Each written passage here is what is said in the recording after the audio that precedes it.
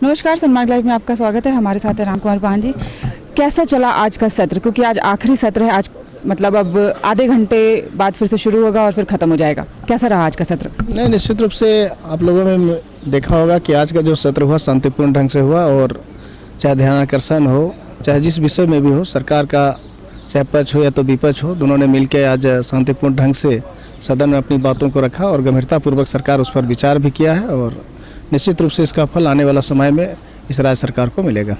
अच्छा, हमने देखा है कि ये 16वां विधानसभा सत्र है, लेकिन ज़्यादातर सत्र जो है वो हंगामे की भेंट ही चढ़े हैं। नहीं, निश्चित रूप से आपका कहना 100% सही है, चूँकि विपक्षी कभी भी नहीं चाहता है कि इस राज्य का विकास हो, या तो जनता से जुड़ा हुआ जो समस्या है वो सदन पट पर रखा जाए और उसका निष्पादन हो। चूँकि हमेशा चाहे झारखंड मुक्ति मोर्चा हो, चाहे कांग्रेस हो, चाहे जेवीएम हो, इन लोगों ने वोट का राजनीति किया है। कभी भी जनजातीय समाज हो, चाहे क्षेत्र के विकास के प्रति लोगों ने गंभीरता कभी नहीं रहा है।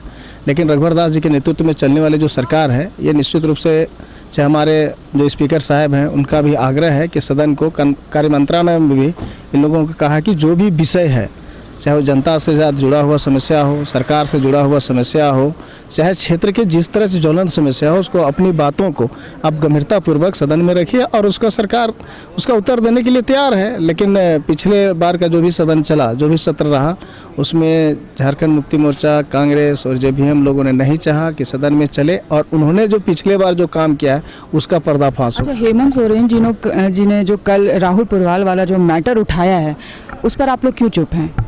निश्चित रूप से हमारे आज संसदीय मंत्री नीलकंठ सिंह मुंडा ने उसका जवाब दिया है कि बना हुआ एक तरह से बात है, अगर सच्चाई है तो उसको लाए पटल पर। अच्छा, ये विधानसभा का मतलब आखिरी सत्र है और इस विधानसभा में भी आखिरी सत्र है। अब आप लोग नए विधानसभा में जाएंगे तो कितनी यादें जुड़ी हैं यहाँ से?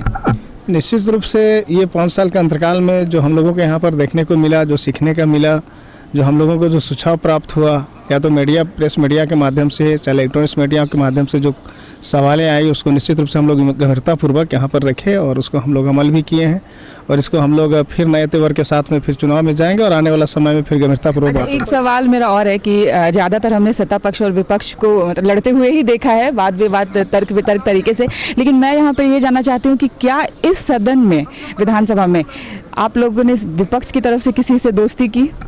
देखिए, राजनीतिक में जब समस्याएं की बातें आती है तो निश्चित रूप से अपनी बातों को अपने हिसाब से लोग रखते हैं, लेकिन सदन से बाहर में आते हैं तो सबके साथ में हम लोगों का जो व्यक्तिगत जो विचार है, या तो व्यक्तिगत जो लगाव है, या तो दोस्ताना है, वो हमेशा बना रहता है। अच्छा, विधानसभा चुनाव को लेकर क्या कुछ तैयारियां हैं आप लोगों की तरफ से?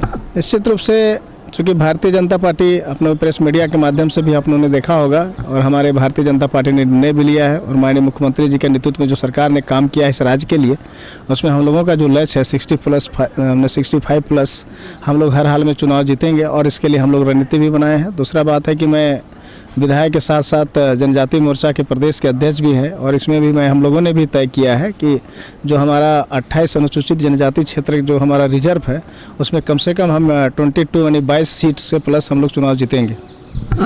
तो ये थे हमारे साथ राम कुमार पाहन जी, जिन्होंने स्पष्ट किया कि विधानसभा चुनाव के लिए भी इन लोगों की पूरी तैयारी है। सहयोगी सुभाष के साथ कीर्ति तिवारी, सन्मार्ग लाइव, रांची।